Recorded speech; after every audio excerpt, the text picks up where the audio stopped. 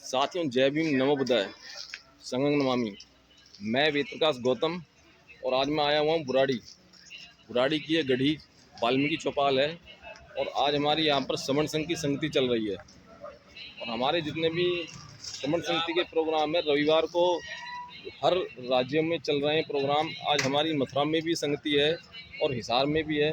और समण संघ का अब जो प्रचार प्रसार है वो बहुत आगे बढ़ता जा रहा है। तो ये हमारे प्रेमलाल जी हैं यहाँ पर, जिन्होंने संगति का यहाँ पे आयोजन किया है। और ये हमारे और साथी खड़े हुए हैं यहाँ पर। तो मैं आपको आगे की संगति का भी मैं दिखाऊंगा आपको। तो ये यहाँ का क्षेत्र है बुराड़ी गढ़ी। तो मैं भी आपको अंदर लेकर के चलता हूँ। संगम नमामि सर, संगम नमामि सर।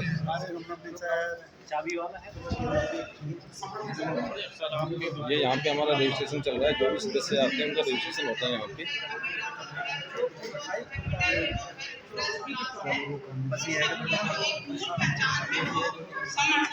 यानी कि इस देश के असली मालिक है, जिनको ये आज इतने गिरे हुए शब्दों में बोला जाता है। अगर हम आ जाए तो हमारे देश से बाहर जाते हैं तो हमारे निकाल देता हूँ। जैसे मैं अगर हम स्टेट से बाहर जाते हैं तो हमारी पहचान मिल जाती है कि हम जैसे मैं हरियाणा से रहने वाले हैं। ये जो संघ है ये गौतम बुद्ध से भी पहले का पुरातन संघ, जहाँ पर कोई जाति व्यवस्था नहीं थी, कोई आडंबर नहीं था, कोई मूर्ति पूजा नहीं थी, कोई भेदभाव नहीं था, कोई अत्याचार नहीं था और कोई भी यहाँ पर किसी को सताने की व्यवस्था नहीं थी। एक भाईचारा था, एक प्रेम था, जिसकी वजह से हम अपना भारत साम्राज्य जो है स्थापित कर पाए। अब उसी संघ को लेकर समण संघ आया है कि हमें अपना संघ जो है फिर से वही स्थापित करना पड़ेगा, क्योंकि उसी से हम जब जीते थे और उसी को हम अपने समाज में लागू करके उन्हीं नियमों को अब हम जीत पाएंगे। तो इसके लिए लगाया कि केवल समण, तो यहाँ पे केवल हम संघ में समण ही आ सकते हैं। पहले ही निश्चित किया जाता है कि अगर कोई विपरीत है यानी बमण है, ब्राह्मण है, तो वो इस सभा को छोड़कर चला जाए, क्योंकि ये जो संघ बनाया जा रहा है वो सिर्फ अपने समण भाइयों के लिए लगाया जा रहा है, जिसमें अपनी जो 90% या 90 से भी ज्यादा प्रतिशत लोग यहाँ के समण है, इस देश के मालिक हैं, जो कि आज सब अपने अधिकारों से वंचित हैं, होते जा रहे हैं। जो बाबा साहब हमारे लिए अधिकार आए थे वो अधिकार छीनते चले जा रहे हैं।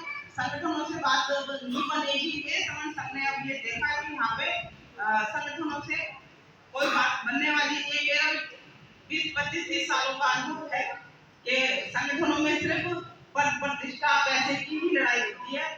यहाँ पे वही चीजें हटाई गई जो संगठनों में होती रही है और उसकी वजह से ही हम लोग जो है अभी तक संगठित नहीं हो पाए। तो ये विचार समण संघ में चलता है कि कोई तो कारण है कि हम संगठित हो पाए और इसका मतलब है हम कहीं ना कहीं गलत हैं। तो हमें ये विचार करना पड़ेगा कि हम कहाँ गलत हैं। तो इन जो ये गोल्डन नियम समण संघ के बनाए गए हैं, इन पर चलकर हम लिख सकते हैं। बाकी सब लोगों की राय यहाँ पे दी जाती है। जैसे अभी आपको धीरे धीरे पता चलेगा कि यहाँ पे कोई पद प्रतिष्ठा नहीं है, यानी कि जो अपने अहंकार को छोड़ के आएगा। पद प्रतिष्ठा से होता क्या है कि अहंकार, चंदा दे दिया किसी ने, ज्यादा दे दिया किसी ने, कम दे दिया, तो उस पर भी अहंकार आ जाता है। तो यानी कि अपना अहंकार छोड़कर जो समाज के लिए काम करेगा वो समण संघ में रहेगा। बाकी कोई भी अपनी इच्छा पूर्ति करने के लिए, अपना चेहरा चमकाने के लिए यहाँ पे आएगा तो उसके लिए यहाँ पे कोई भी स्थान नहीं है। हम महिला को जितनी भी मेरी यहाँ बहनें आई हैं उनसे मैं एक निवेदन करना चाहूंगी कि आप सब लोग समण संघ में जुड़िए, क्योंकि हम महिलाओं पे भी उस पूरे आदि व वादी के प्रति अपनी जिम्मेदारी का पूरा एहसास होना चाहिए कि जितने अधिकार बाबा साहब ने पुरुषों को दिए उससे ज्यादा कई महिलाओं को दिए, लेकिन हमारी महिलाएं अपनी संगठित होने में, कार्यक्रमों में जाने में हमेशा पीछे रहती हैं। अब समण संघ में जो महिलाएं हैं वो से 2 बजे ऑनलाइन मीटिंग भी होती है। उसमें महिलाएं अपनी कोई भी बात है, बच्चों से संबंधित है, स्वास्थ्य से संबंधित है, वो लड़ सकती है। यानी कि समर्थन महिलाओं के लिए भी विशेष काम कर रहा है। और महिलाओं से मेरा अनुरोध है कि महिलाएं भी अपनी जिम्मेदारी को समझते हुए समर्थन। बहुत बहुत साधुवाद बहन जी, आपने समूह के बारे में बताया, वक्तव्य रखा। अब समर्थन का दूसरा जो गोल्डन रूल है, चंदा कभी नहीं। इसमें हमारी बहन जी अनिता राज जी जो बुलंदशहर चल करके यहाँ आई हैं, वो आए और चंदा कभी नहीं, उसके ऊपर अपना वक्तव्य रखें। अनिता राज बहन जी।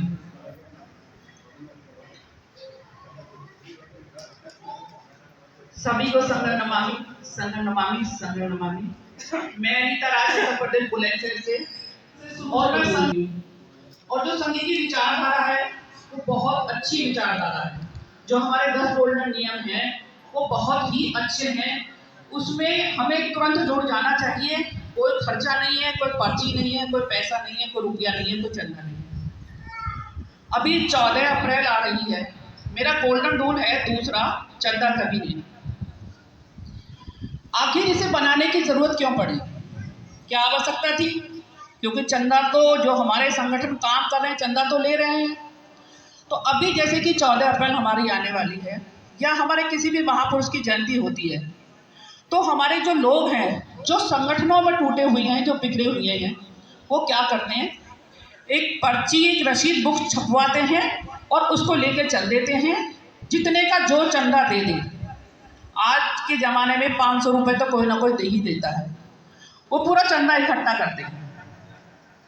और ये चंदा अब से नहीं, सालों से, पिछले 75 सालों से इकट्ठा हो रहा है। अगर चंदे से इकट्ठा करने से हमारे अधिकार बचते तो हमें यहाँ इकट्ठा होने की कोई आवश्यकता नहीं। क्या चंदा इकट्ठा करने से हमारे अधिकार बच सकते हैं? पैसे से हमारे अधिकार बच सकते हैं? अगर हमारे लोग इकट्ठा होंगे, हमारे लोग संगठित होंगे, जैसे कि बाबा साहब ने लिखा है कि संगठित होना है, तो जो हमारे लोग संगठित होंगे, इकट्ठा होंगे, एक विचारधारा में बनेंगे, इन 10 गोल्डन नियमों पर चलेंगे, तो वो दिन दूर नहीं कि जब हमारा संघ स्थापित हो जाएगा। और हमारे जो बच्चे हैं, आज जो लड़ाई हम अपने बच्चों के लिए लड़ रहे हैं, जरूरी नहीं है कि वो हमारे बच्चे भी लड़ रहे हैं उस चीज को। हमारे बच्चे बहुत सीधे साधे हैं, बहुत साधारण बच्चे हैं हमारे। तो जो लड़ाई आज हम लड़ रहे हैं, उस लड़ाई में आप सभी अपना पूरा सहयोग करें, पूरा समर्थन दें, क्योंकि आने वाली जो पीढ़ी है ना, उसका भविष्य केवल समर्थन ही बचा सकता है। और कोई विकल्प है नहीं समर्थन के अलावा कि कोई हमारे बच्चों का भविष्य बचा ले, उसकी जिंदगी बचा ले। मौत के कगार पर हमारे बच्चे खड़े हुए हैं और हम सो रहे हैं। कहाँ गए हमारे बच्चे? इतनी बड़ी बड़ी डिग्रियां लेके बैठे हैं, भटक रहे हैं, लेकिन नौकरियां नहीं है। तो मैं अपनी बात शुरू करती हूँ। जो हमारा चंदा है, कि जो पुराना हमारा समर संघ था, पुराने समर संघ में कभी चंदा इकट्ठा नहीं होता था।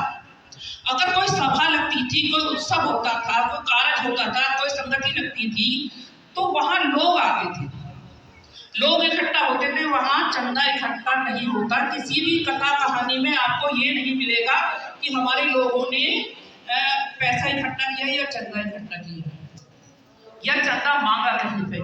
हाँ, अगर किसी कथा कहानी में आपको कुछ मिलेगा, मांगने की कोई परंपरा मिली होगी, तो वो किसकी होगी? बमड़ की। बमड़ ने हमेशा समड़ों के दरवाजे पर मांग कर खाया है। सबको पता होगा, सभी लोग गांव से जुड़े हुए हैं, छोटे छोटे शहरों से बड़े बड़े शहरों में आए हैं। आपके दरवाजे पे कौन मांगने आता था? कौन भिक्षा लेने आता था? कौन अपना पेट भरने के लिए रोटी मांगता था? हमारे समड़ों की परंपरा नहीं रही है मांगने की, ये केवल और केवल बमड़ों की परंपरा रही है। मांगकर खाना बमड़ों की परंपरा, समड़ों की परंपरा नहीं। तो हम तो देने वाले लोग थे, बमड़ मांगने वाला था, हमारे दरवाजे पे आता था, मांग के खाता था, तो हम तो देने वाले थे। तो ये देने वाले, आखिर ऐसा क्या हुआ कि जो मांग कर खाने वाले थे वो तो राजा बन गए, और जो देने वाले थे, जो दाता थे, जो यहाँ के भारत के मूल निवासी थे, वो भिक्षुक में बन गए, वो चंदाखोर बन गए। क्यों? आखिर क्या कारण रहा? कहीं ना कुछ तो कारण रहा होगा, क्योंकि जो मांग कर खाने की जो परंपरा थी ये हमारे उन लोगों ने छोड़ दी और हमारे लोगों ने अपना ली। वो किस तरीके से अपनाए? चंदे के रूप में। वो मांग कर खाने की उन्होंने उसमें शर्म खत्म कर दी, बेचन में दिखानी कर दी कि चलो मांग कर खा लेते हैं। तो कहीं ना कहीं रुपया, पैसा, पद, प्रतिष्ठा, लोभ, लालच ये सब हमारे लोग में आ गया और हमारा सब खत्म हो गया। अब हमारा पुराना संघ, हमारा जो पुरातन संघ था, प्राचीन संघ था, फिर से आया है आप लोगों को जगाने, हमको इकट्ठा करने और हमको ये बताया बार-बार कि आप आइए, पुराने संघ ने भी हमें बचाया और ये संघ भी हमें बचाएगा। समर्थन कभी भी पब्लिक से पैसा नहीं लेता, कभी पब्लिक से पैसा नहीं लेता। जो भी कोई हमारी संगति लगती है, जैसे आज यह संगति लगी है, कोई भी बता दे किसी से 1 रुपया नहीं होगा। केवल समर्थन अपने महापुरुषों की विचारधारा, जो हमारी पुरानी विचारधारा है, पुरानी परंपरा है, हमें इकट्ठा रहना है। समर्थन लोगों को इकट्ठा करने का काम करता, रुपया पैसा नहीं इकट्ठा करता, क्योंकि समर्थन का कोई काम नहीं है। अगर पैसा इकट्ठा करेगा तो कहाँ जाएगा, किसके अकाउंट में जाएगा? तो समर्थन का कोई अकाउंट नहीं है, तो रुपया पैसा कोई यहाँ कोई आवश्यकता ही नहीं। पुराने समय में भी लोग ही इकट्ठा करते थे और बैठ के ऐसे हम आपस में अपने विचार व्यक्त किया करते थे। इसलिए पालम दिल्ली से आके बहुत जी हैं, वो इसका अपना विचार रखेंगे और वो आके बहुत में ही है। साधु साधु उनकी परमिशन चाहता हूँ कि मैं इस पे विचार रखूं।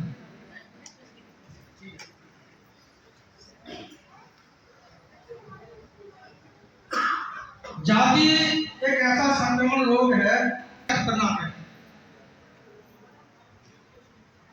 कैंसर होने के बाद आदमी जब तक जीता है कैंसर उससे चिपका रहता है, वो कभी खत्म नहीं होता। कैंसर आदमी खत्म हो जाता है, कैंसर खत्म नहीं होता।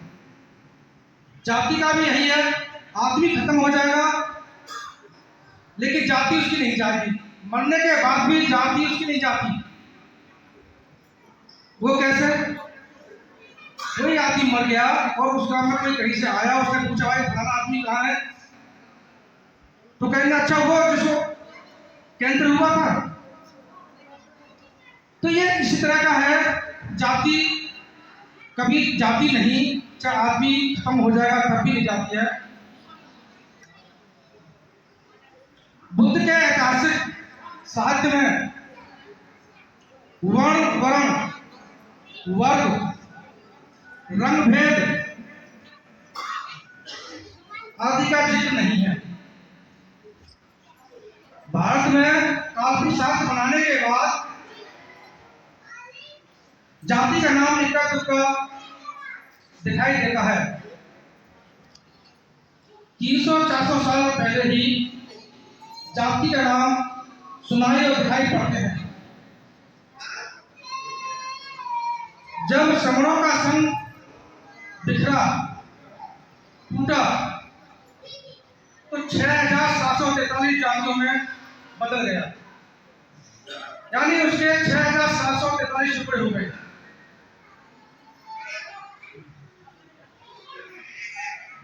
बाबरों में वर्ण, वर्ण, वर्ग होता है, जाति नहीं। वर्ग में भेद होता है। जब उस समय वहां जाति के कोई भेद नहीं होते तो बड़ों की कोई जाति नहीं होती। जब समरों का संघ टूटा था, उस समय टूटने के बाद जो व्यक्ति जिस व्यवसाय को करता था उसको उसी नाम से जाना गया, पहचाना गया, पुकारा गया। जैसे कोई चमड़े का काम करने वाला था उसको चमड़ा कहा गया, सोने का काम करने वाले को सुनार कहा गया, लोहे का काम करने वाले को लोहार बोला गया। तो श्रमण, लेकिन श्रमण जो आइडेंटिटी है ये हमारा असली आइडेंटिटी। बाद में बहुजन मूल निवासी बात को बाद में बनाया गया, हमारा लोगों को एक विचारधारा को हमारे लोगों को जोड़ने का। बट हमारा जो श्रमण जो विचार है संघ जो विचारधारा है ये पूर्व में था और उसी को दोबारा पुनर्जीवित किया। अब जब से ये संघ विचारधारा को हमें भुलाया गया, हमें भुला दिया गया, हम भूल गए, तब से कुछ ऐसे लोग हैं जो व्यक्तिवाद, संगठनवाद और व्यक्तिगत बात को, प्रधानवाद, इस चीज को लेके हमारा संघ का विचारधारा को, संघवाद के विचारधारा को एक व्यक्तिवाद विचारधारा के मिला दिया। और जब ये संघवाद को विचारधारा को हमें खोया गया, भुला दिया गया, हम भूल गए, तब से हम अलग अलग संगठनवाद में अलग अलग होने लगे। और इसको संगठन के बाद से अलग नहीं हुआ, उसी के साथ हमने अलग अलग जातियों में से बांटा। अभी इससे पहले हम लोगों ने सुना जो जाति, हमारा जाति था ही नहीं, और ये जातिवाद जो जाति विचारधारा है, संघवाद भुलाने के बाद जातिवाद के जब प्रमोट किया गया, तब हमने 6743 जाति की बात करते, बट अभी हमारा जो सवर्ण लोगों के अंदर 6747 जाति में बढ़ गया और 3 बढ़ गया। तो जातिवाद को और ये संगठनवाद को भूल के हम जब एक संघ विचारधारा में आएंगे, हमारा जो भूला हुआ, हम जब हम संघवाद विचारधारा में चलते थे, हमारा जो संघवाद हमारा महाभारत में था, बुद्ध और बुद्ध से पहले जो देखते इतिहास को, इसमें हमारा लोग संघ में आते थे और संघ विचारधारा में चलते थे। इसीलिए संघवाद जाने से क्या होता था, हमारा जो महासम्राट अशोक के समय में हम देखते हैं, इस देश का राजा हम थे, इस देश का लेखक हम थे, इस देश का प्रोफेसर हम थे, इस देश का गवेषक हम थे, इस देश का बिजनेसमैन हम ही थे और डॉक्टर भी हम थे। सभी लोग, हमारा जो इतिहास जो हम देखते हैं इसको, सारे हम ही लोग थे। इसके लिए दिनेश कुमारी बहन जी जो ही बुराड़ी से हैं, वो आए और अपने विचार रखें। पद प्रतिष्ठा मंच माला कभी नहीं।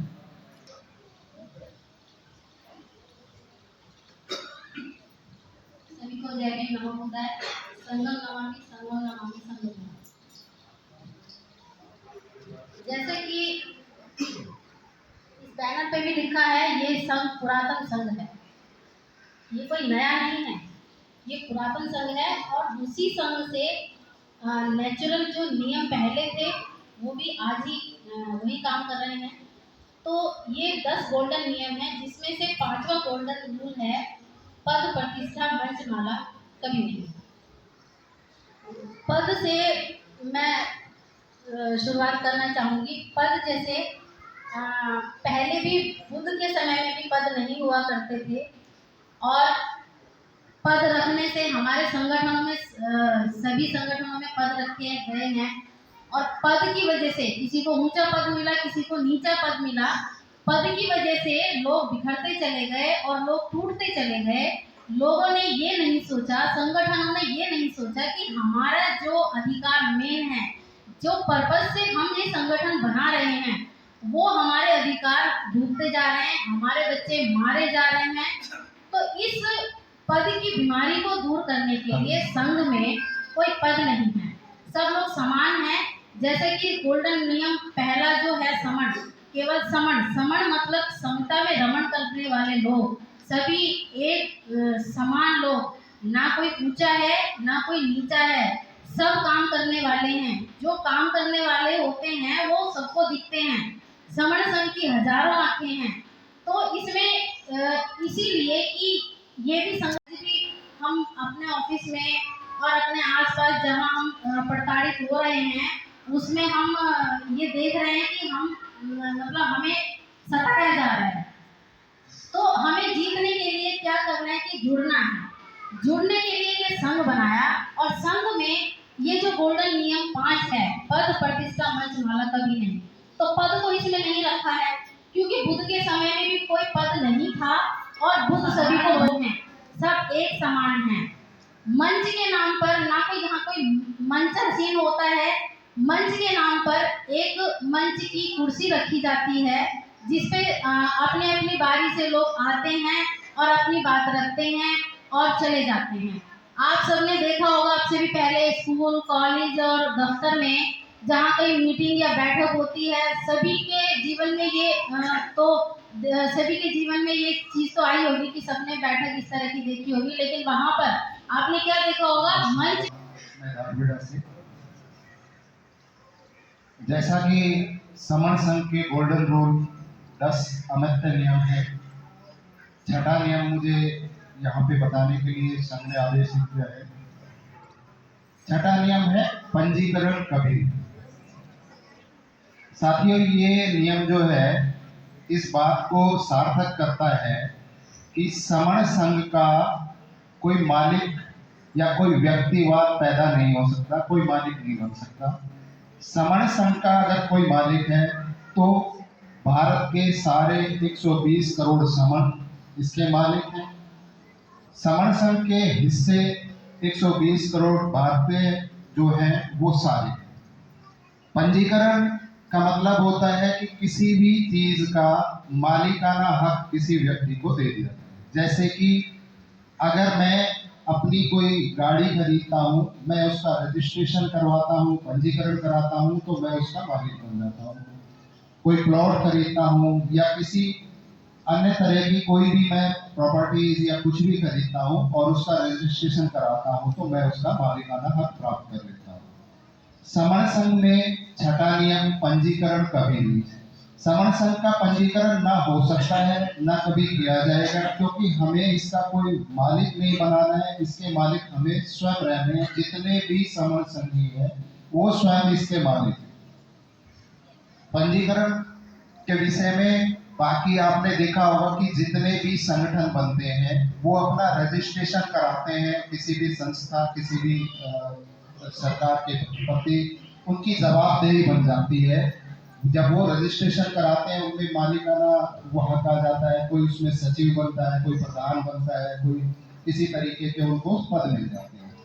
तो ये जैसे ही रजिस्ट्रेशन कराया जाता है उसमें सिर्फ रजिस्ट्रेशन के अलावा बहुत सारी बीमारियां, पद प्रतिष्ठा, मंच माला वाला सीन शुरू हो जाता है। तो इसीलिए समण संघ का पंजीकरण कभी नहीं हो सकता। और पंजीकरण के नुकसान हम लोगों ने देखे हुए हैं, जिन संगठनों के माध्यम से या जिन लोगों ने पंजीकरण करा के अपने आप को मालिक बनाया तो दूसरों को उन्होंने नीचे रखा।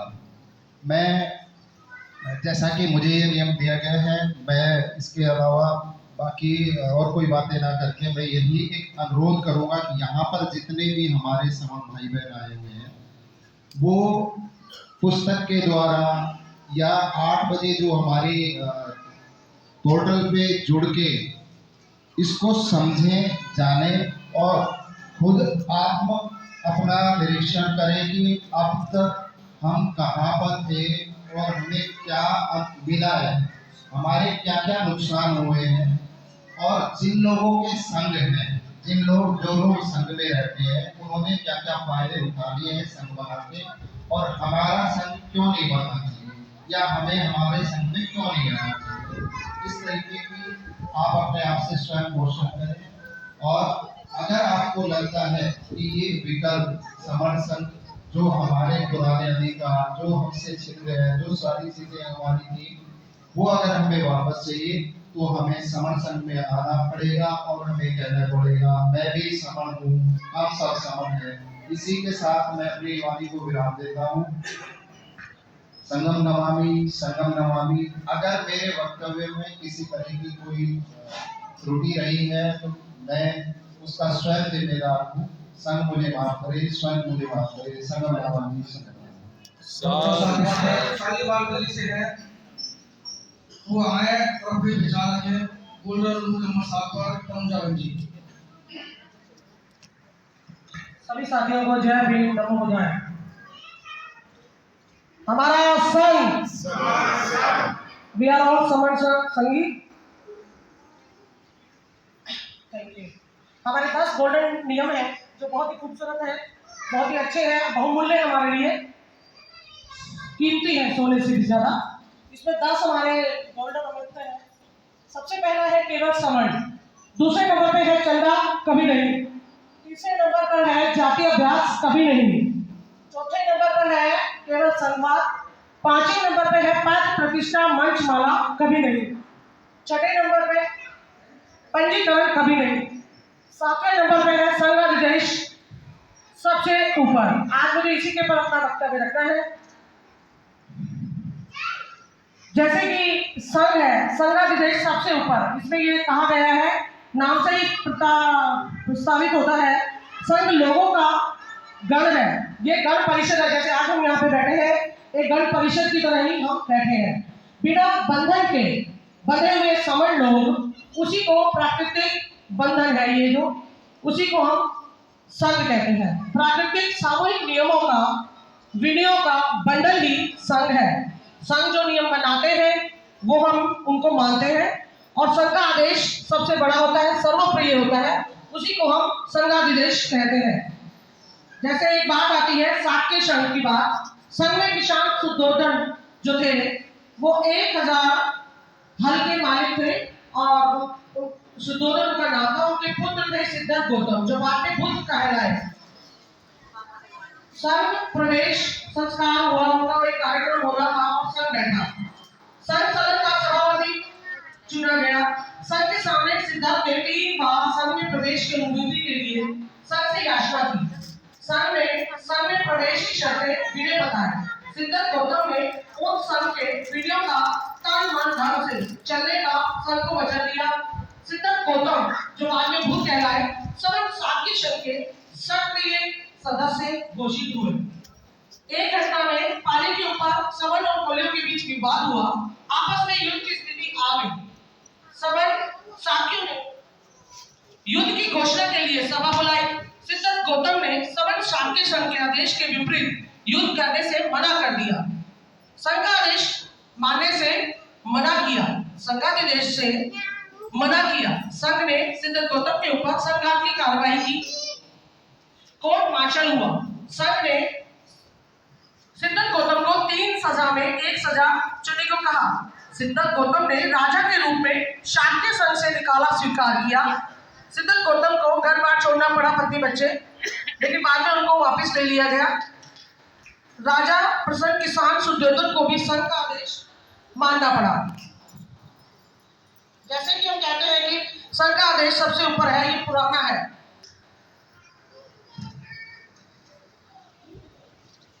जैसे अगर एक इंसान किसी निर्णय लेता है तो व्यक्तिगत होता है, लेकिन संघ में जो निर्णय लिया जाता है वो बहुमत से लिया जाता है। सभी लोग एक साथ मिलकर निर्णय लेते हैं, इसलिए वो संघ का आदेश होता है, वो सबके लिए सर्वप्रिय होता है।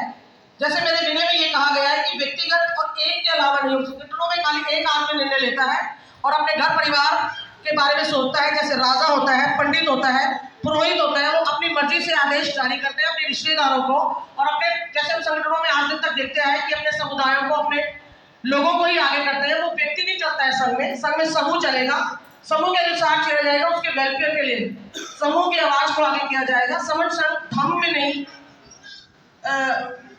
समण संघ धम में नहीं ले जा रहा है हमें। जैसे समण संघ जो बनाया गया था भिक्षु के लिए बनाया गया था, उपासिकों उपासिकाओं के लिए, लेकिन समण संघ के जो भी निर्णय होते थे वो सबके एक जैसे होते थे, सभी को समूह में मानने पड़ते थे। इसलिए संघाधिदेश जो भी कोई गलती करेगा, एक दूसरे की बुराइयां करेगा, संघ में वो नहीं चलेगा। तो संघ का आदेश सबसे सर्वप्रिय होगा। हम सब मिलकर एक साथ कार्य करना चाहिए और हमारे समाज को आगे बढ़ाना। जितनी जल्दी हम जुड़ेंगे उतनी जल्दी जीतेंगे। जो भी एट्रोसिटीज हमारे पर होंगी उन पर काबू कर पाएंगे। इसी के साथ मैं अपने वक्तव्य को शांत करूंगी। संगम नमामि, संगम नमामि, संगम नमामि। जय भीम, नमो बुद्धाय। संघ का सालों राजनीति नहीं जाएगा, राजनीति में नहीं जाएगा तो क्या करेगा, इस पर अपने विचार रखें।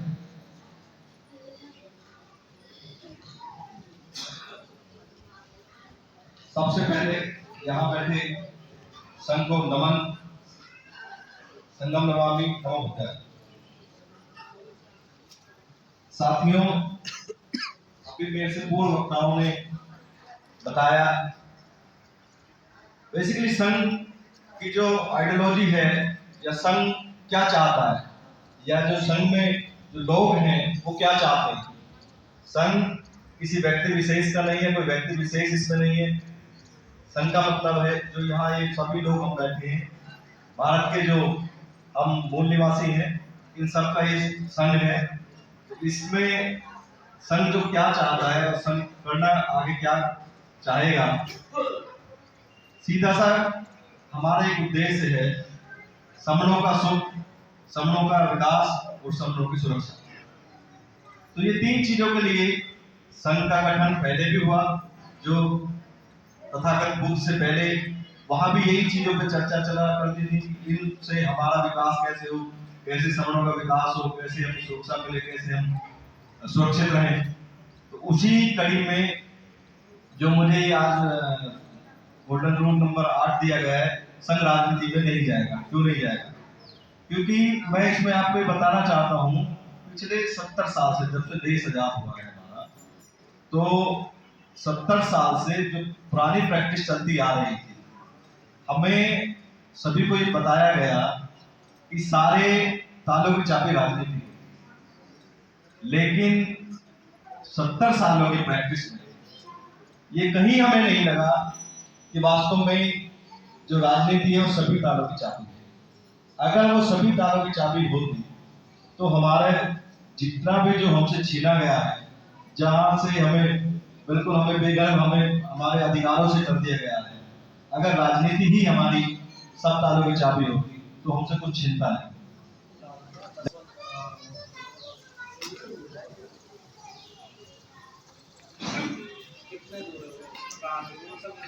मेरे सभी समर्ण और समणी बहन और साथी सभी को मेरा संगम नमामि समूह। मैं वेद विकास गौतम भिटौनी से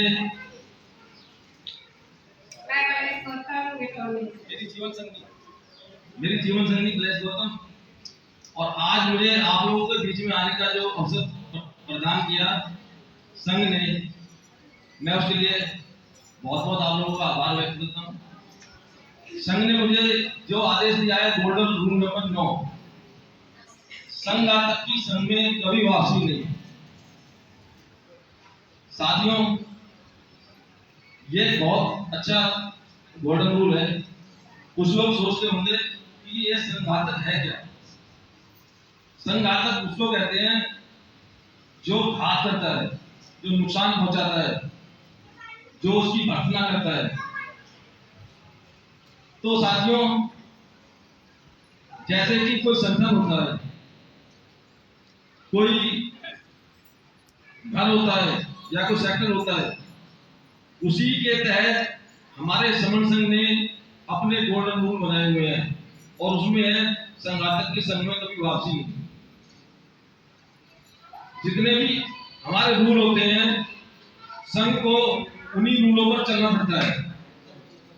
अगर कोई संघी ये समझे कि मैं संघ को अपने हिसाब से चलाऊंगा, तो यहाँ ऐसा बिल्कुल भी संभव नहीं है। संघ जो निर्णय पास करता है, उसी के तहत संघ को चलना पड़ता है। संघ की जो कार्य प्रणाली है, अगर कोई संघी संघ की बुराई करता है, संघ का दुष्प्रचार करता है, संघ के खिलाफ कोई पोस्टर या कोई किसी संघी को बदलाता है, तो वो संघात की श्रेणी में आता है, और संघ ऐसे व्यक्ति को फिर दंड देता है संघातक के तहत। अब आप ये कहेंगे भाई दंड देगा कौन? क्योंकि यहाँ पे कोई अध्यक्ष तो होता नहीं है या कोई पद नहीं है यहाँ पर, तो उसको दंड देगा कौन? तो साथियों, हमारा जो हाउस लगता है महीने के लास्ट में, जो 1 तारीख को हमारा हाउस लगता है, तो उसमें सभी लोगों की सहमति से उस विषय पर चर्चा होती है। संघ ये देखता है कि उसने कितना संघ को आघात पहुंचाया है, तो संघ उसको उसी हिसाब से दंड देता है। अगर उसने छोटा आघात किया है तो उसको चेतावनी संघ दे सकता है, और अगर उसने बड़ा आघात किया है तो उसको कुछ दिन के लिए संघ से निष्कासित भी किया जा सकता है। साथियों, ये कोई संघ ने कोई अपने मनमर्जी नियम तैयार नहीं किया है इसको, ये बुद्ध के समय का नियम है। बुद्ध के समय में भी जो संघ चलता था, उसमें जो बुद्ध का जो भाई था देवदत्त, उसने क्या काम करा कि 500 जो उपासक थे, जो भिक्षु थे, 9 भिक्षु थे, उनको बदला करके उनको संघ से अलग ले गया। अब ये बात है जब संघ में उठी तो गौतम बुद्ध को भी इस बात का पता चला, तो उसने जो शिक्षित थे भिक्षु उनको भेजा और उन 500 जो उपासक थे हमारे भिक्षु थे उनको संघ में वापसी लेकर के आए। जबकि जो वो था देवदत्त, वो उसका भाई था, उसका परिवार का था, लेकिन उसको संघ में नहीं लिया गया क्योंकि संघ का आदेश था। देवदत्त अकेला पड़ गया, और जो व्यक्ति अकेला पड़ जाता है वो क्या है, वो उसके अंदर ईर्ष्या आ जाती है, जलन आ जाती है और वो मानसिक बीमारी में ग्रस्त हो जाता है। तो देवदत्त भी ऐसे ही बीमारी से ग्रस्त हो गया और वो सड़ के मर गया। उसी के संघ के संघातक के तहत ही बाबा साहब ने जो संघवाद का जो संविधान में दिया वो संघ के तहत ही दिया। अगर हमारे देश की सेना, हमारे देश की क्या जितने भी देश हैं उनकी जो सेनाएं हैं उनमें कोई अगर संघात करेगा तो उसको भी कोर्ट मार्शल होता है, उसको उसी के हिसाब से उसको कोर्ट मार्शल किया जाता है, दंड दिया जाता है। अगर हमारे घर में हमारा कोई भाई या हमारी बहन अगर परिवार के खिलाफ अगर संघात करती है तो उसको भी संघात के तहत उसको दंड दिया जाता है, उसका हुक्का पानी बंद कर दिया जाता है। तो ये हमारे प्राकृतिक जो संघ के नियम है उनसे ही लिया गया है। बाबा साहब ने संविधान में जो दिया संघवाद का वो दिया, वो भी वहीं से लिया। संघवाद के तहत ही आज हमारा जो देश है वो चल रहा है। मौजूदा दौर में आपने देखा होगा कि हर राज्य अपने अलग अलग आवाज बुलंद कर रहा है। अगर संघवाद नहीं होता तो शायद इस देश के टुकड़े हो जाते। दिल्ली जैसे भी देश हैं, अगर आप इसमें देखोगे दिल्ली जैसे भी देश हैं, तो हमारे यहाँ तो राज्य बहुत बड़े बड़े हैं। तो यहाँ पर अगर कोई राज्य भी अगर संघात करेगा संघवाद के खिलाफ तो उसको भी दंड मिलेगा। और संघ के अंदर नेता देखो आते रहते हैं, जाते रहते हैं। अभी कुछ नेताओं को आपने देखा होगा कि उनकी पहले बुराई होती है और बाद में फिर उनको पार्टियों में ले लिया जाता है। लेकिन संघ के अंदर ऐसा नहीं होता। संघ के अंदर विचारधारा काम करती है। यहाँ पर ऐसा नहीं है कि आप अब संघ की बुराई करके चले जाओ, संघ की बदनामी करके चले जाओ और बाद में फिर आपको दोबारा संघ वापसी ले लेगा। तो ये ऐसा कभी हो नहीं सकता। संघ के अपने नियम हैं। तो संघ घातक संघ में कभी लिया नहीं जाएगा। मैं अपनी बात को मैं ज्यादा न कहते हुए मैं यही विराम देता हूँ। अगर मेरे वक्तव्य में कोई त्रुटि है या कोई गलती हुई है तो संघ मुझे माफ करे, संघ मुझे माफ करे, संघ मुझे माफ करे। संघ नमामि, संघ नमामि, संघ नमामि।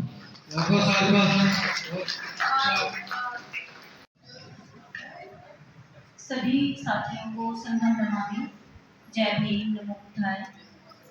मैं आशा पवार दिल्ली से और पिछले 2 साल से मैं संघ से जुड़ी हुई हूँ, संघ में काम कर रही हूँ।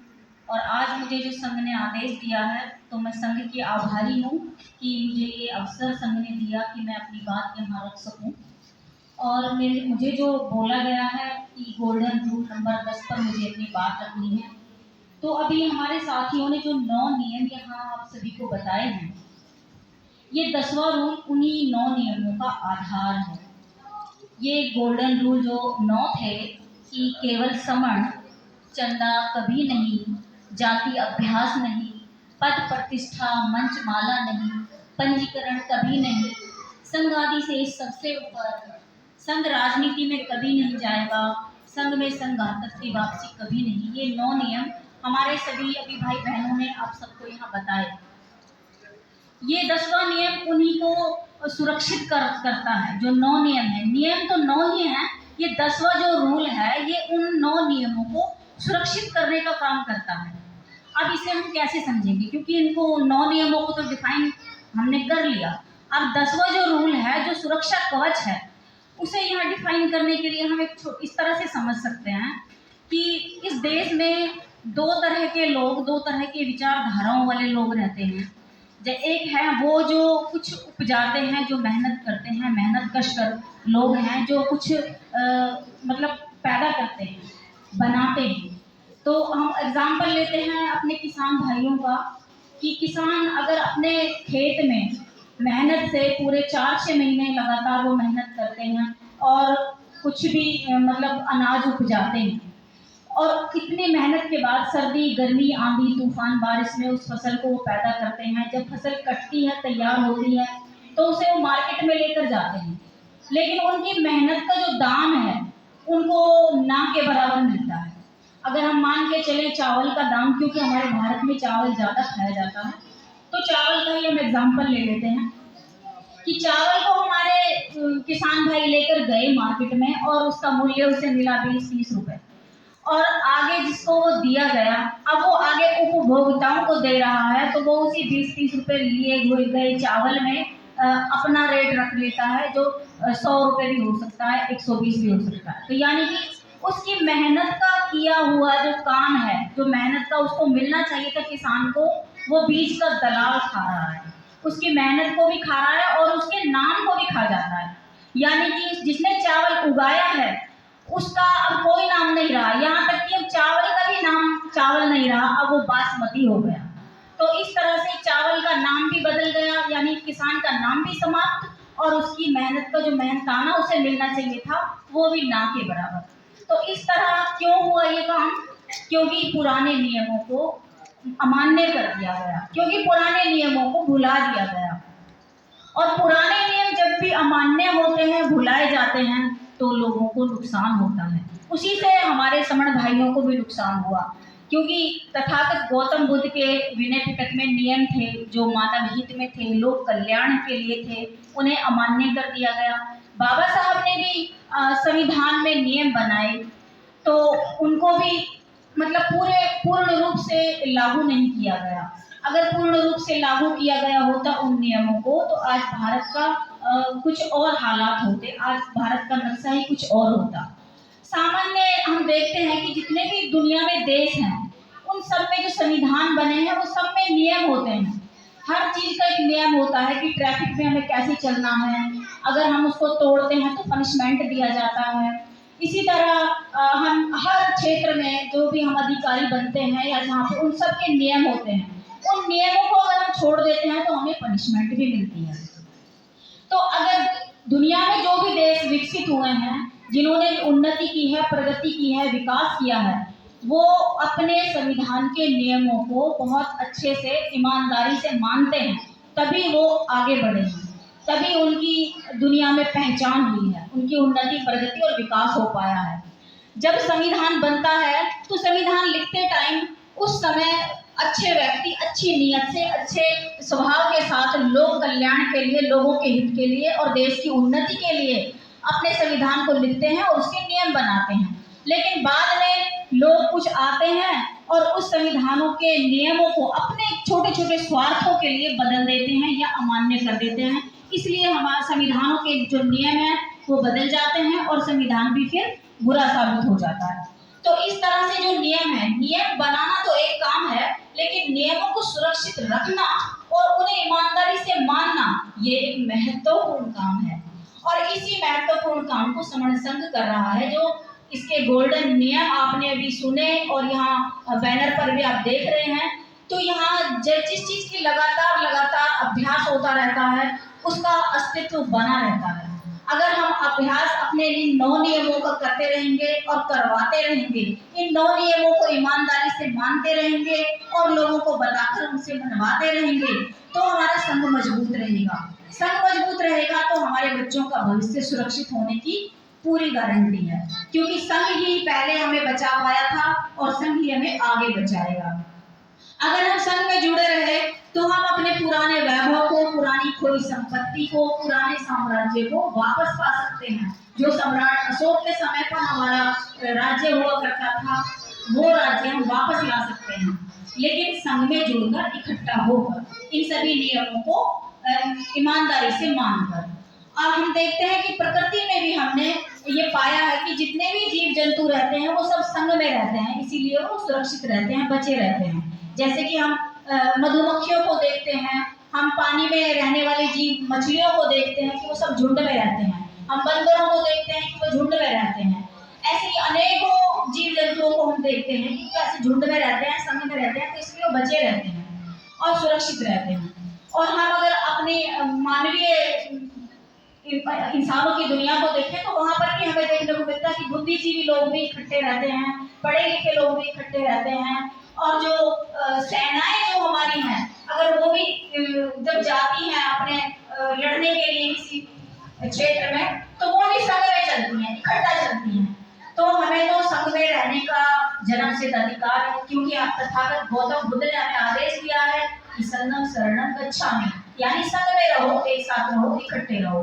और रानीदास जी के भक्त हैं, गुरु नानक जी के भक्त हैं, पेरियार साहब के भक्त हैं, तो ये 400, 500, 600 साल बस, अभी तो सारे 400, 500, 600 साल पहले सिमट जाते हैं, तभी पैदा हुए सारे। तो भैया उससे पहले तुम किसके भक्त थे? ये तो थे नहीं। तो अपनी बुद्धि खोल के बताओ हमें, छोटा छोटा सी बात पूछ रहे हैं हम तो। अगर आज तुम अपने गुरु रविदास जी के लड़ रहे हो तो जब वो नहीं थे तब क्या किसलिए लड़ते थे? आज अगर तुम अपने कबीर साहब के लिए लड़ रहे हो तो जब वो नहीं थे तब किसके लड़ते, तब किसके भक्त थे? कौन कबीरपंथी, कौन रविदासी, कौन वाल्मीकि वाला, कौन वाल्मीकि? तो जवाब नहीं देते, है नहीं जवाब। फिर हम थोड़ा और पीछे जाते हैं कि अच्छा चलो ये बताओ कि भैया जो आज तुम ये कहते हो कि हम सिख हैं और मजहबी सिख हैं, ये सिखिज्म जो है वो कब से आया? गुरु नानक का बर्थडे मनाओ, गुरु गोविंद सिंह का बताओ कि सिखिज्म कब से स्टार्ट हुआ, तो क्या बताएंगे? 500 साल, 550 साल बस नहीं है। उससे पहले गुरु गोविंद सिंह नहीं थे और 550, 6 साल पहले गुरु नानक भी। तो सिखिज्म नहीं था भारत में, धर्म ही नहीं था, पंथ ही नहीं था, मत ही नहीं था। तो कौन सा ऐसा सिख है, कौन सा ऐसा सरदार है, कौन सा ऐसा गुरु नानक को मानने वाला है जो ये दावा करेगा कि वो 10,000 साल से चलता है उनको, या 1000 साल से उनका भक्त है या अनुयायी है, या हमारी परंपरा तब से चली आ रही है? तो हम चुपके से ये भी पूछ रहे थे उससे पहले क्या था। तो और थोड़ा पीछे चलते हैं, फिर उनसे पूछते हैं भाई तुम अपने अपने मतों के लिए भी दादागिरी करते हो, तुमने अपने अपने मठ बना दिया अलग अलग और इनको टुकड़ों में तोड़ दिया। तो जरा ये बताओ हमें कि जो मुसलमान भारत में है वो मोहम्मद साहब का जन्मदिन कब का है? कब पैदा हुए मोहम्मद साहब? मुसलमान कब बने? इस्लाम कब आया? इस्लाम की पदार्पण कब हुआ? तो हम उनसे पूछते बताओ, तो कहते हैं 1400 साल पहले उनका जन्म हुआ है। तो 1400 साल पहले तो कोई मोहम्मद साहब नहीं थे या पैदा होने से पहले नहीं थे? कहता नहीं जी। तो तुम अगर भारत में बने हो, मुसलमान आए हो कहीं से, कोई मुसलमानी कोई पद लेके आया है और यहाँ कन्वर्ट हुए हो, तो बहुत ज्यादा होगा तो कोई 1300 साल 1400 साल पुराना होगा। वैसे तो 700-800 साल का खेल है सारा। अगर हाँ जी तो हम धीरे से पूछते हैं उससे पहले क्या थे, क्या जवाब देगा? मुसलमान तो नहीं थे उससे पहले। तो और थोड़ा पीछे जाते हैं तो पूछते हैं भैया कोई ईसाई है तो बताओ कब से ईसाई लोग? तो कन्वर्टेड ईसाई तो यहाँ अंग्रेज आने के बाद हुए। जो आयरिश लोग आए तब, फ्रांसीसी लोग आए तब, पोलैंड से लोग आए तब, पोर्चुगीज पुर्तगाल लोग भी फ्रांसीसी आए तब। वैसे ही बैठ सकते हैं, सुखासन में बैठ सकते हैं।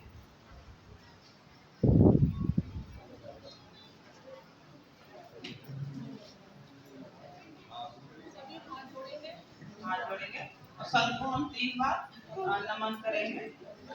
संगम नमामि, संगम नमामि, संगम नमामि। साधु साधु साधु साधु।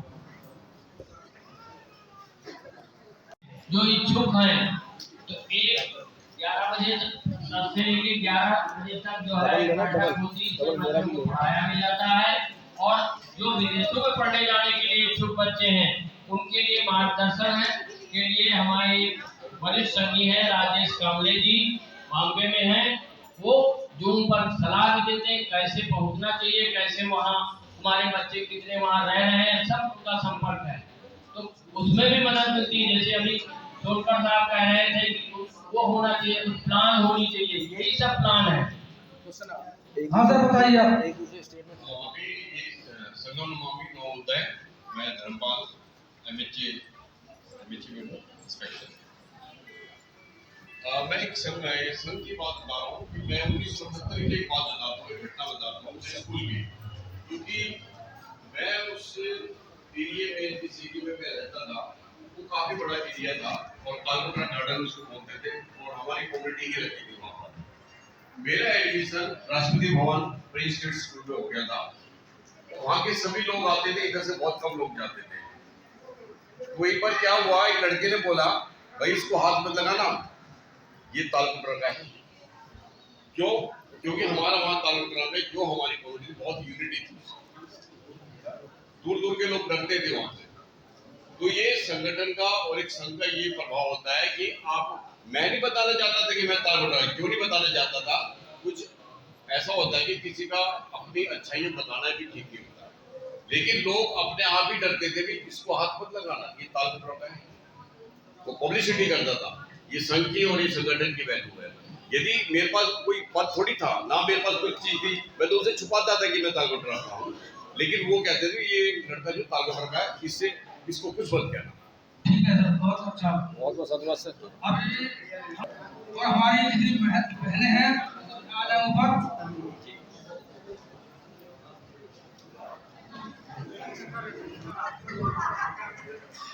देखो, जब क्या होता है कि दुनिया में ना हर एक व्यक्ति की अंतिम पहचान होती है।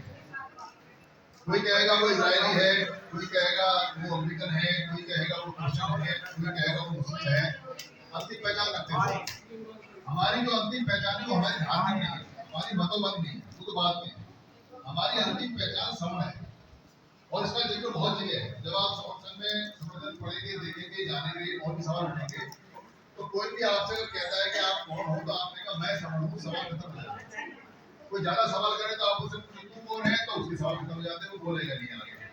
तो ये आइडेंटिटी पूरे 1000 साल तक चलेगी, मतलब 1000 दिन तक हम इसको प्रचार करेंगे पूरे देश में। हर समझ को ये याद दिलाएंगे।